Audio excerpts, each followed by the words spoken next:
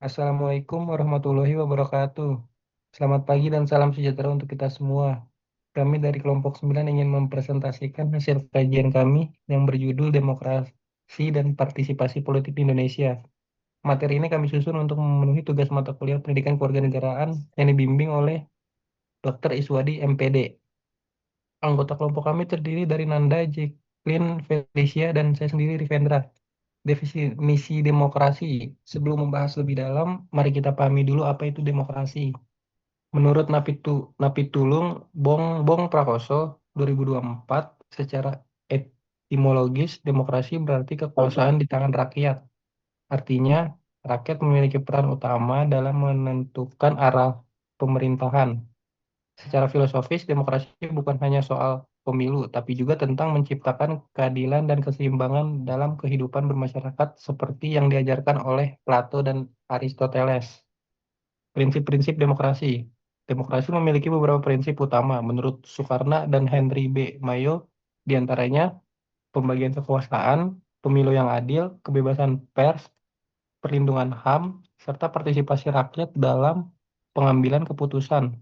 Semua prinsip-prinsip ini bertujuan untuk memastikan bahwa kekuasaan tidak terpusat dan rakyat benar-benar memiliki suara yang dihargai.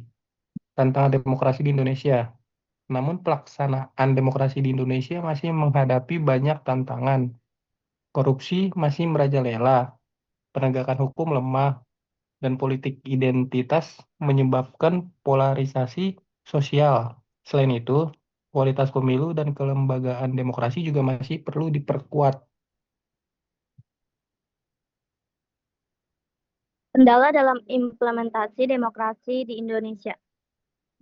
Dalam pelaksanaannya, masih banyak kendala teknis seperti menurut Teddy dan Agus pada tahun 2021, kendala-kendala yang dihadapi dalam pelaksanaan demokrasi di Indonesia antara lain kurangnya pengawasan dalam penghitungan suara, kartu suara tidak sampai tepat waktu di daerah terpencil, potensi satu pemilih memiliki lebih dari satu kartu suara, money politik yang kental dan kecenderungan partai politik dalam melakukan pelanggaran kampanye. Kendala ini bermuara pada mental individu yang tidak memiliki integritas tinggi terhadap tujuan dan cita-cita politik bangsa. Solusi yang dapat diusulkan untuk memperbaiki kondisi ini, menurut para ahli, kita butuh kesadaran politik dari masyarakat, kemampuan untuk kompromi dan stabilitas sosial ekonomi, seperti menurut Teddy dan Agus pada tahun 2021, kesadaran individu atas hak dan kebebasan, sikap kooperatif dan kemampuan kompromi, stabilitas ekonomi dan sosial, kesetaraan kesempatan, kedewasaan politik dan pengalaman masyarakat yang beragam dan bebas. Partisipasi publik dalam politik sebagai pilar demokrasi. Menurut Napi Tupulu dan Bongbong Prakoso pada tahun 2004, partisipasi politik dalam demokrasi mencakup berbagai aktivitas seperti ikut serta dalam pemilu, memberikan masukan dalam penyusun kebijakan, hingga melakukan pengawasan terhadap jalannya pemerintahan. Keterlibatan aktif masyarakat dalam proses politik memperkuat legitimasi pemerintahan yang meningkatkan akuntabilitas pejabat publik dan mendorong pengambilan keputusan yang lebih inklusif dan transparan.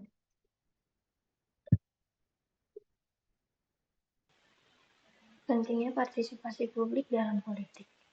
Dengan partisipasi yang aktif, pemerintah akan lebih akuntabel, kebijakan lebih sesuai dengan kebutuhan rakyat, dan proses politik menjadi lebih jujur serta terbuka. Ini juga membantu membangun budaya politik yang sehat. Pentingnya partisipasi publik dalam politik di era digital. Di era digital seperti sekarang, media sosial menjadi sarana baru untuk menyuarakan pendapat.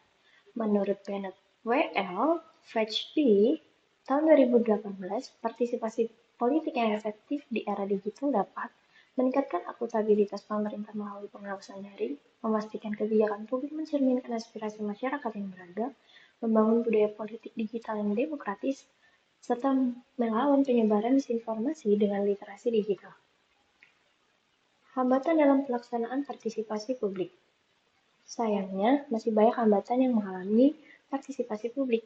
Misalnya, rendahnya pendidikan politik masyarakat, terbatasnya akses terhadap informasi yang akurat dan transparan, adanya ketimpangan sosial yang membuat kelompok tertentu lebih dominan dalam ruang partisipasi, kurangnya perlindungan hukum bagi masyarakat yang menyampaikan kritik atau protes.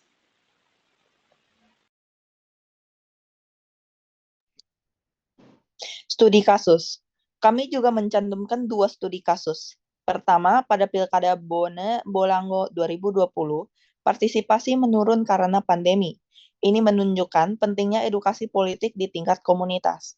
Kedua, program relawan demokrasi KPU Jambi berhasil meningkatkan kesadaran politik pemilih rentan lewat pendekatan langsung.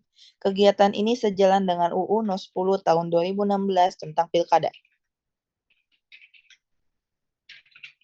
Kesimpulan, demokrasi menempatkan rakyat sebagai pemilik kekuasaan tertinggi, tapi pelaksanaannya masih menghadapi tantangan besar. Partisipasi aktif dari masyarakat sangat dibutuhkan untuk memperkuat sistem yang ada. Edukasi politik dan kerjasama antara masyarakat, pemerintah, dan lembaga politik menjadi kunci untuk mewujudkan demokrasi yang sehat dan berkelanjutan.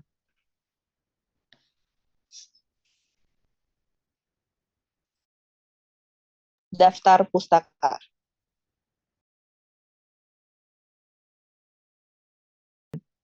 Pertanyaan 1. Dalam presentasi disebutkan bahwa partisipasi politik masyarakat masih tergolong rendah. Menurut permateri, strategi apa yang paling efektif untuk meningkatkan kesadaran politik di kalangan generasi muda? Oleh Marina Derivana. Jadi jawabannya, salah satu strategi efektif yang disebutkan adalah meningkatkan pendidikan politik melalui jalur formal dan informal, termasuk integrasi dalam kurikulum serta sekolah, pemanfaatan media sosial sebagai sarana edukatif dan komunikatif politik. Kedua, media sosial disebut berperan dalam partisipasi politik. Bagaimana kelompok memandang resiko disinformasi yang menyertainya? Oleh Alfiani. Media sosial memang menjadi alat partisipasi yang kuat, namun juga beresiko karena penyebaran informasi yang belum tentu benar. Oleh karena itu, penting bagi masyarakat, terutama generasi muda, untuk memiliki literasi digital, kemampuan berpikir kritis, agar tidak mudah terpengaruh oleh hoaks dan propaganda. 3. Apakah partai politik di Indonesia sudah mencukup terbuka bagi masyarakat luas atau masih bersifat elitis? Oleh Aldan Oktaviani.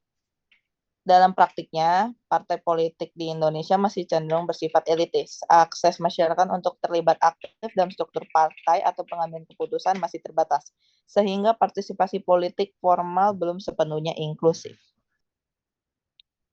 4. Apakah kelompok memiliki contoh nyata pendidikan politik yang efektif di lingkungan sekolah atau kampus? Oleh Khairunisa. Jawabannya, contoh pendidikan politik yang efektif dapat ditemukan melalui kegiatan OSIS, organisasi kemahasiswaan seperti BEM, dan mata pelajaran seperti PPKN. Kegiatan tersebut mengajarkan proses pengambilan keputusan, kepemimpinan, serta kesadaran akan hak dan kewajiban warga negara. 5. Menurut kelompok, bagaimana bentuk hubungan ideal antara pemerintah dan masyarakat agar berpartisipasi tidak hanya bersifat simbolis oleh Azizah? Jawabannya, hubungan ideal adalah yang bersifat dua arah, di mana pemerintah menyediakan ruang partisipasi yang nyata, transparan, dan inklusif, serta masyarakat memiliki kesadaran dan keberanian untuk menyampaikan aspirasi dan mengawasi kebijakan publik. Yang keenam, apakah terdapat perbedaan partisipasi politik antara masyarakat kota dan desa? Jika iya, apa faktor utamanya? Oleh Raffi Muhammad. Jawabannya, ya, terdapat perbedaan. Masyarakat kota cenderung memiliki akses informasi yang lebih luas dan keterlibatan yang lebih aktif dalam politik. Ketujuh, mengapa demokrasi di Indonesia belum berjalan secara ideal menurut kesimpulan makalah? Oleh Gilbert Bong. Jawabannya, karena masih terdapat berbagai kendala seperti korupsi, lemahnya penegakan hukum, politik identitas, serta rendahnya pendidikan politik masyarakat. Yang kedelapan, bagaimana peran masyarakat dalam mewujudkan demokrasi yang sehat dan berkelanjutan? Oleh Valerio Vito Dianova. Jawabannya, masyarakat harus berperan aktif dalam setiap proses politik, termasuk pemilu, pengawasan, pemerintahan, serta edukasi politik. Yang ke-9. Apa saja hambatan utama dalam pelaksanaan partisipasi politik publik di Indonesia? Oleh Yolanda Natalia. Jawabannya, rendahnya pendidikan politik, kurangnya perlindungan hukum, terbatasnya akses informasi, dan ketimpangan sosial. 10. Jelaskan menurut kelompok Anda pemanfaat dari partisipasi politik masyarakat secara aktif. Oleh Selawati. Jawabannya, memastikan kebijakan publik sesuai aspirasi rakyat, membangun budaya politik yang demokrasi, dan menjaga keadilan dengan jujur dalam proses pemilu. Yang 11, apa saja kendala teknis yang dihadapi dalam pelaksanaan pemilu di Indonesia? Oleh Vincentius Suryanto. Jawabannya, maraknya praktik money politik, kurangnya pengawasan dalam proses penghitungan suara, serta potensi satu pemilih lebih dari satu kartu suara. Yang terakhir, menurut kelompok Anda, bagaimana cara generasi muda dapat meningkatkan kualitas demokrasi di Indonesia? By Richard Fernando. Jawabannya, generasi muda dapat meningkatkan kualitas demokrasi dengan terlibat aktif dalam kegiatan politik yang positif, seperti menyuarakan isu-isu melalui media sosial secara cerdas dan bijak. Penutup. Demikian presentasi dari kami. Terima kasih atas perhatian dan waktunya. Wassalamualaikum warahmatullahi wabarakatuh.